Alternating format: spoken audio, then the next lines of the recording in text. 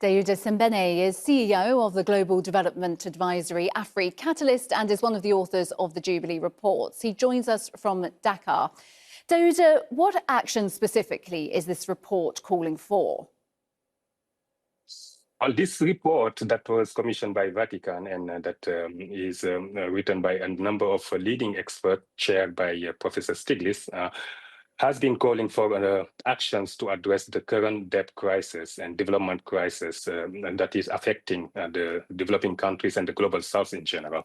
As you indicated, there are more than 3.3 billion people who live in countries that are spending more time servicing their debt than on healthcare or education.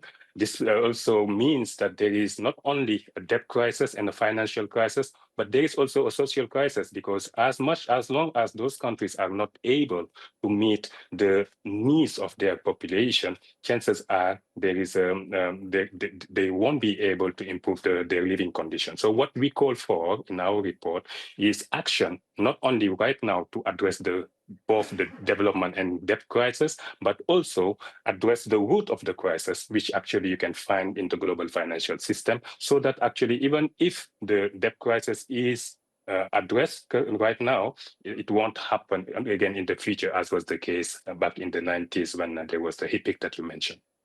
So change is clearly urgently needed, but how ambitious is this call when developing nations already have huge debt and the borrowing needs are still there? Yeah, and definitely, actually, we try to balance ambition and realism. Of course, we are in a situation right now where there is a lot of dissent against traditional development finance model. And definitely, when you call for some sort of debt restructuring or debt relief, you might face some sort of headwinds. But I think what we also recognize is this situation is a situation that is a shared responsibility between the debtor countries, the creditor, and also the international financial institution. So yes, you can be very ambitious in trying to address this, but this is needed. This ambition is needed, because the reality is, if those countries in the global south are not able to address these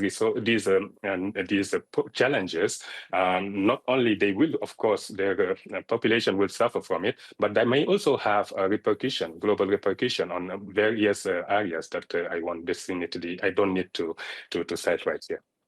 So you have the borrowers and you have the lenders. So from the creditors' perspective, what changes are being called upon there? Responsible lending, interest rates?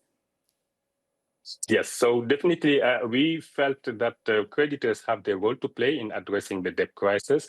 And it starts with, of course, being more responsible in lending. What we have seen is many creditors have shown some sort of recklessness in providing lending, when even they knew that the borrower might actually experience a problem down the road in servicing the debt. They have been, of course, also engaging some of them in predatory lending. So it starts by being responsible and actually providing quality lending. Second, it also means that if you are lending to countries that are currently serving or experiencing problems in servicing their debt, you also need to participate in effort to make sure that that country can actually get back to their feet and be able to service their debt on their side, but at the same time respond to all the critical needs that their population are facing. It means that those creditors need to participate in efforts to restructure the debt and do it in a way in good faith, but also at the same time, of course, we also understand that